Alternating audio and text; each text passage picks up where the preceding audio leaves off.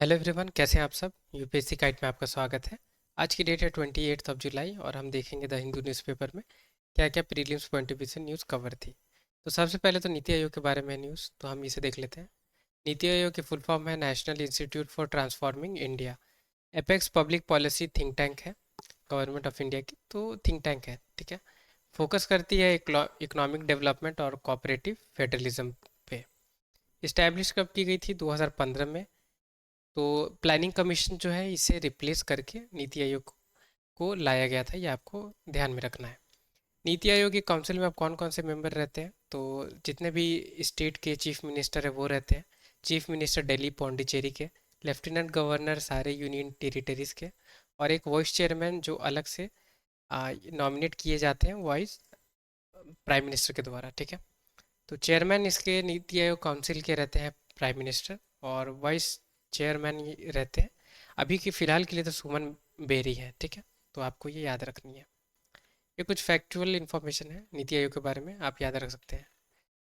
तो अभी इंडिया की तरफ से प्राइम मिनिस्टर ने अभी विजिट किया यूक्रेन को, तो अब हम यूक्रेन की मैप देख लेते हैं।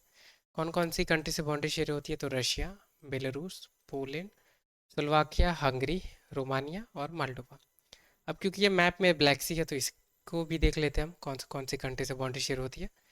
तो Russia, Georgia, Turkey, Bulgaria, Romania और यूक्रेन, ठीक है। और थोड़ी यूक्रेन के बारे में हम देख लेते हैं। अब ये कारपेथियन माउंटेन्स है यूक्रेन में, ठीक है। ये सी ऑफ अजूव है जो ब्लैक सी से बाउंड्री जिसकी शेयर होती है। और इधर रिवर आप डेनीपर रिवर आप देख सकते हैं। यहाँ पे डोनेट्स रिवर भी है, और इधर देशना रिवर भी है, ठीक है। अब बहुत ज़्यादा भी कर्नाटक में भी रेनफॉल की वजह से फ्लड लाइक सिचुएशन क्रिएटेड है वहाँ पे। तो हम देख लेते हैं। ये जो पर्टिकुलर न्यूज़ थी इसमें घाटाप्रभा रिवर के बारे में मेंशन थी, राइट। उसी की वजह से ये ओवरफ्लो हुई है। तो अब क्योंकि आपको पता होगा कि कृष्णा रिवर की ट्रिब्यूटरी है घाटाप्रभा, राइट। घटप्रभा, इसलिए हम इससे देख लेते हैं। अब लेफ्ट और राइट बैंक ट्रिब्यूटरी देख लेते हैं। तो कृष्णा रिवर कहाँ से ओरिजिनेट होती है? तो महाबलेश्वर से होती है। लेफ्ट बैंक है धूनी, भीमा, दिंडी, मूसी, मुनेरू। और राइट बैंक कौन कौन सी है? तो कोयना, वरना, पंचगंगा, घटप्रभा, मालाप्रभा और तुंगाभद्रा। तो तुंगभद्रा, तो ये जो आप देख सकते हैं घटप्रभा, इसी के बारे में न्यूज़ थी। अभी गगनयान मिशन के बारे में न्यूज़ है, तो हम अभी से देख लेते हैं। अब गगनयान मिशन क्या है? 3 दिन के लिए जो ये मैंड मिशन है, सबसे पहले तो याद रखनी है। 3 दिन के लिए इन्हें लो अर्थ ऑर्बिट में सेंड किया जाएगा, 400 किलोमीटर जो रेंज है वहाँ तक। और ये 3 मेंबर्स को सेफली इंडिया सॉरी इन अर्थ में वापस भी लाया जाएगा। तो ये जो गगनयान मिशन है कौन सी लॉन्च व्हीकल से इसे पूरी की जाएगी? तो LVM-3, जिसे previously geosynchronous satellite launch vehicle mark 3 यानी GSLV मार्क 3 कही जाती थी, तो इसी को अब LVM-3 कही जाती है, ठीक है। तो इसी से ही गगनयान मिशन को लॉन्च किया जाएगा। तो म्यांमार में भी आपको पता है कि एथनिक कन्फ्लिक्ट्स काफ़ी ज़्यादा अभी चल रही हैं, राइट। तो जो हमारे नेशनल सिक्योरिटी एडवाइज़र है मिस्टर डोवाल, उन्होंने कहा कि हमें म्यांमार की बॉर्डर पे स्टेबिलिटी मेंटेन करनी होगी। तो इसी में बीमस्टैक के बारे में न्यूज़ में मेंशन थी, तो हम बीमस्टैक देख लेते हैं। The Bay of Bengal initiative for multi sectoral technical and economic cooperation, full form है इसकी बीमस्टैक की, ये शॉर्ट फॉर्म है बीमस्टैक। अब ये क्या है? इंटरनेशनल ऑर्गेनाइजेशन है साउथ एशियन और साउथ ईस्ट एशियन नेशन की। तो सिर्फ साउथ एशियन नहीं, साउथ ईस्ट एशियन नेशन भी है इसमें, और ये इंटरनेशनल बॉडी है। अब कौन कौन से मेंबर हैं इसके? तो Bangladesh, Bhutan, India, Myanmar, Nepal, Sri Lanka, Thailand. 14 priority sectors है जहाँ पे ये कोऑपरेट करती हैं एक दूसरे से। और लीडरशिप बीमस्टैक की रोटेट होती है अल्फ़ाबेटिकली, जैसे कंट्री की जैसे अल्फ़ाबेटिकल नेम होगी वैसे रोटेट होगी। और परमानेंट सेक्रेटेरिएट इसकी ढाका बांग्लादेश में है। ये थोड़ी सी हिस्ट्री है, ये इसलिए मैंने कवर किया ताकि अगर यूपीएससी आपसे पूछे कि सबसे रिसेंट जो कौन सी मेंबर कंट्रीज़ हैं जिन्होंने ज्वाइन किया था बीमस्टेक को, तो 2004 में नेपाल और भूटान। नेपाल और भूटान ने 2004 में बीमस्टैक को ज्वाइन करा हुआ था। ठीक है, सबसे पहले ये जो बीमस्टैक थी इसे बीस्ट ईसी कही जाती थी, जो क्रिएट की गई थी श्रीलंका, इंडिया, बांग्लादेश और थाईलैंड के द्वारा। ठीक है, फिर बाद में उसी ईयर 1997 में ही इसे म्यांमार ने भी ज्वाइन किया। उसके बाद इसका नाम बीमस्टेक रख दिया गया। ठीक है, फिर 1998 में नेपाल इसकी ऑब्जर्वर बनी, जो बाद में 2004 में नेपाल और भूटान ने इसकी मेंबरशिप, फुल मेंबरशिप अटेंड कर ली। ये एक इंडिया ऑस्ट्रेलिया ट्रेड के बारे में थी, जहाँ पे आपको पता है कि इंडिया और ऑस्ट्रेलिया के बीच economic cooperation and trade agreement signed है, राइट। उसी पे ये न्यूज़ थी, पर कुछ और भी चीज़ थी इस न्यूज़ में कवर, जैसे रशिया यूक्रेन में वॉर चल रही है वो तो ऑलरेडी हमने यूक्रेन के बारे में देख लिया, राइट ऊपर। अब ये एक बॉडी नेशनल सिक्योरिटी काउंसिल के बारे में कवर थी, तो हम इसे देख लेते हैं। ठीक है, तो United Nation Security Council 6 principal जो ऑर्गन है यूनाइटेड नेशन की, उसकी ही एक ऑर्गन ये भी है, यूएनएससी। काम क्या करती है, तो इंटरनेशनल पीस और सिक्योरिटी को मेंटेन करने में काम करती है ये। और यूनाइटेड नेशन सिक्योरिटी काउंसिल एक ही यूनाइटेड नेशन की बॉडी है जो इशू कर सकती है रेजोल्यूशन, जो रहती है बाइंडिंग मेंबर स्टेट पे। यानी अगर कुछ एक्शन, अगर कोई कंट्री में स्टेबिलिटी नहीं चल रही है, राइट, तो वहाँ पे स्टेबिलिटी मेंटेन करने के लिए रेजोल्यूशन पास कर सकती है यूनाइटेड नेशन सिक्योरिटी काउंसिल, ताकि वहाँ की गवर्नमेंट उसे इम्प्लीमेंट करे और वहाँ पे पीस मेंटेन कर पाए। तो इसमें यूनाइटेड नेशन सिक्योरिटी काउंसिल में 15 मेंबर हैं, आपको याद रखनी है, जिसमें से 5 परमानेंट है और 10 नॉन परमानेंट। ये जो परमानेंट मेंबर हैं इसे आपको अच्छे से याद रखना है। तो परमानेंट मेंबर कौन है, China, France, Russia, United Kingdom और यूनाइटेड स्टेट। तो ये 5 कंट्रीज हैं नॉन परमानेंट, सॉरी परमानेंट। और नॉन परमानेंट 10 हैं, कौन कौन, तो Albania, Brazil, Gabon, Ghana, India, Ireland, Kenya, Mexico, Norway, United State यानी यूनाइटेड अरब एमिरेट्स यानी यूएई। ठीक है, आपको याद रखनी है कि इंडिया नॉन परमानेंट, इसकी मेंबरशिप नॉन परमानेंट कैटेगरी की है। ठीक है, परमानेंट नहीं है। परमानेंट में कौन कौन है, China, France, Russia, United Kingdom और यूनाइटेड स्टेट। अब G4 कंट्रीज़ के बारे में देख लेते हैं, क्योंकि जहाँ यूनाइटेड नेशन सिक्योरिटी काउंसिल की बात चल रही होगी, वहाँ ज़रूर ये G4 कंट्रीज़ के बारे में भी न्यूज़ चलेगी। क्योंकि ये जो कंट्रीज़ हैं, जिसमें ब्राज़ील, जर्मनी, इंडिया और जापान है, राइट, ये 4 कंट्री हैं जो चाहते हैं कि यूनाइटेड नेशन सिक्योरिटी काउंसिल में रिफॉर्म हो, जिसके वजह से जो ब्राज़ील, जर्मनी, इंडिया और जापान है कंट्री, ये यूनाइटेड नेशन सिक्योरिटी काउंसिल की परमानेंट जो मेंबरशिप है ले पाए। क्योंकि आपको पता होगा कि जब से वर्ल्ड वॉर 2 के बाद ये बॉडी बनी है यूनाइटेड नेशन सिक्योरिटी काउंसिल, ठीक है, तो वर्ल्ड वॉर 2 के बाद ये क्रिएट हुई थी। तो वर्ल्ड वॉर 2 में जो कंट्री जिन्होंने विक्ट्री हासिल की हुई थी, वो थी China, France, Russia, United Kingdom और यूनाइटेड स्टेट्स, राइट। तो इन्होंने क्या किया कि इन्होंने परमानेंट मेंबर ये बन गए इस बॉडी की, राइट। और अब इतने साल हो गए वर्ल्ड वॉर 2 हुए, फिर भी अभी तक दूसरी कंट्रीज़ को मौका नहीं मिल रही है, जैसे इंडिया, राइट।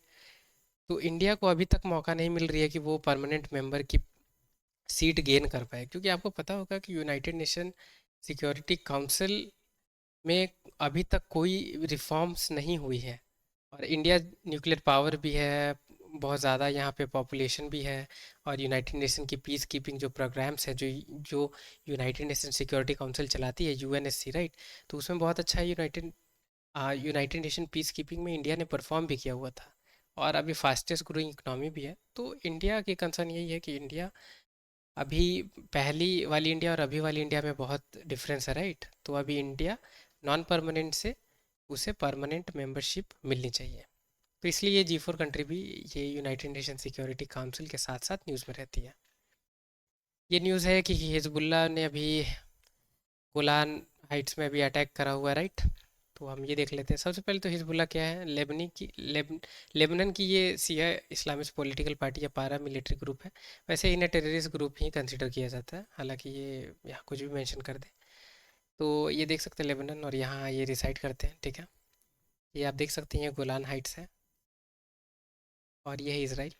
थोड़ा मैप में और देख लेते हैं। तो ये है लेबनन, ये है इसराइल, ये मेडिटेरियन सी है, ये रेड सी है। अब इसराइल की बॉर्डर कौन कौन सी कंट्री से शेयर होती है, तो आपको पता होगी कि लेबनन है, सीरिया है, जॉर्डन है, इजिप्ट है, राइट। ये गल्फ ऑफ अकाबा है जो रेड सी से कनेक्ट होती है।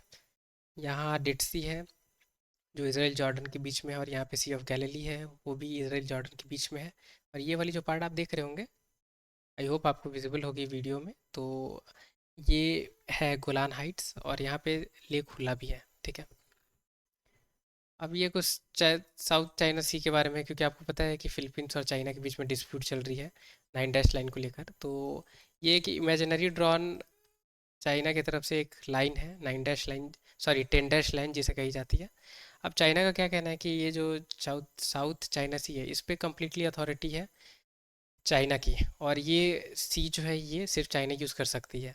और चाइना ने क्या किया है रिसेंटली कि ये आप देख सकते हैं फिलीपीन मनीला है, राइट।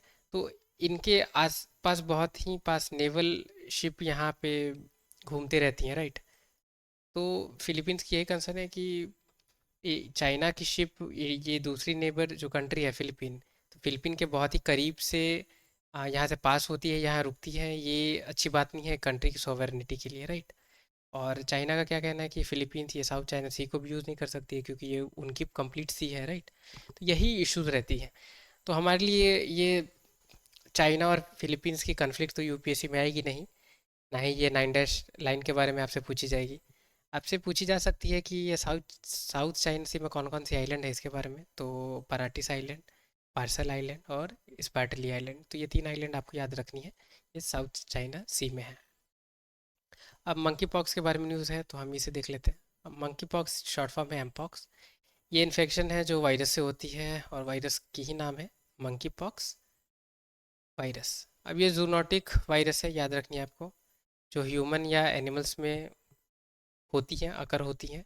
सिम्टम्स क्या रहती हैं कि कैसे हम जान पाएंगे कि कोई इंडिविजुअल को एमपॉक्स हो गई है, तो ब्लिस्टर्स हो जाती हैं स्किन में, राइट। फीवर होती है और सूजन हो जाती है लिम्फ नोड्स में, रैशेस भी होती हैं, ठीक है। ये ह्यूमन टू ह्यूमन इसकी ट्रांसमिशन पॉसिबल है। कैसे, तो इन्फेक्टेड स्किन से हो या बॉडी फ्लूइड से हो, राइट, या सेक्सुअल कांटेक्ट से भी, ये भी आपको याद रखना है। अभी तक तो कोई स्पेसिफिक ट्रीटमेंट मंकी पॉक्स की नहीं है, आपको याद रखनी है। और मंकी पॉक्स है कहाँ पे एंडेमिक, तो सेंट्रल और western Africa countries, African countries में आपको याद रखनी है। पहली बार केसेस ह्यूमन में ही देखी गई थी 1970 में, 1970 में, और कौन सी कंट्री में, तो डेमोक्रेटिक रिपब्लिक ऑफ कॉन्गो में। इसकी वैक्सीन है, आपको याद रखनी है, क्योंकि यूपीएससी ने हेपेटाइटिस के बारे में क्वेश्चन फ्रेम किया हुआ था, पूछा हुआ था प्रीलिम्स में। वहाँ यूपीएससी ने एक स्टेटमेंट भी दिया हुआ था कि अभी कोई सी भी वैक्सीन अवेलेबल नहीं है हेपेटाइटिस की, राइट। तो स्टेटमेंट गलत थी, तो यहाँ आपको याद, इसलिए रिमाइंड कराने के लिए मैंने यहाँ ऐड कर दिया कि मंकी पॉक्स की वैक्सीन अवेलेबल है इंडिया में। तो अब चलिए कुछ एमसीक्यूज देख लेते हैं। Recently Beqaa Valley was in news. Beqaa Valley is located at, option A Italy, option B Ukraine, option C Syria, option D Lebanon. तो वीडियो पॉज करके कमेंट बॉक्स में आप इसके आंसर बता सकते हैं। तो इसकी करेक्ट आंसर है वो है डी लेबनन, लेबनन में है। आप देख सकते हैं बीका वैली, ठीक है। और इधर तो लेबनन माउंटेन्स है, ये तो माउंटेन नहीं पूछी जाएगी पर वैली हो सकती है, पूछी जा सकती है। और लेबनन अभी न्यूज़ में भी है, हिजबुल्ला जो ग्रुप है उन्होंने ये वाली गोलान हाइट से यहाँ पे अटैक किया, इसलिए, ठीक है। तो वैसे एक ग्रेट वैली भी मैंने आपके साथ डिस्कस करी हुई थी, तो ग्रेट वैली आप कमेंट बॉक्स में मुझे बता सकते हैं कि ग्रेट वैली कौन सी कंट्री में लोकेटेड है, ठीक है। दूसरी क्वेश्चन देखते हैं। Recently in news G4 group was prominent, which of the following country is not under G4 group. तो G4 ग्रुप में ये सब, इन सारी ऑप्शन में से कौन सी एक कंट्री पार्ट नहीं है G4 की, तो Australia, option B Japan, option C India, option D Germany. Video pause करके कमेंट में बता सकते हैं आंसर। तो करेक्ट आंसर है ऑस्ट्रेलिया, ऑस्ट्रेलिया पार्ट नहीं है। तो आपको मैंने स्टार्टिंग में ही बताया कि ब्राज़ील है, ठीक है, इंडिया है, जापान है और जर्मनी, ठीक है। ये 4 कंट्रीज़ हैं, याद रखनी है आपको, इंपॉर्टेंट है। एक और न्यूज़ है नीति आयोग के बारे में, ये देख लेते हैं। Which of the following is not the function of NITI Aayog. तो ये 4 में से कौन सी एक जो फंक्शंस है वो नीति आयोग की नहीं है, तो देख लेते हैं पहले।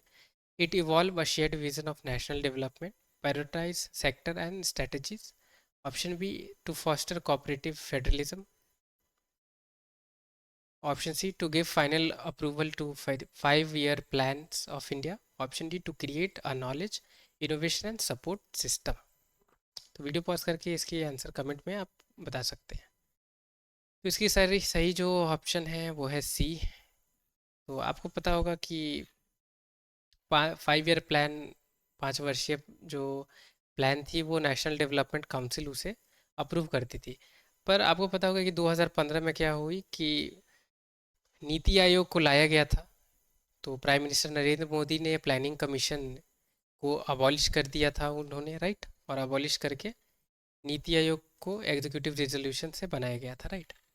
तो इसकी है ऑप्शन सी। तो ये बात सही है कि नेशनल डेवलपमेंट प्रायोरिटी सेक्टर ये स्ट्रेटजी में काम करती है, कोऑपरेटिव फेडरलिज्म को भी बढ़ाती है, राइट, और नॉलेज इनोवेशन सपोर्ट सिस्टम को क्रिएट भी करती है।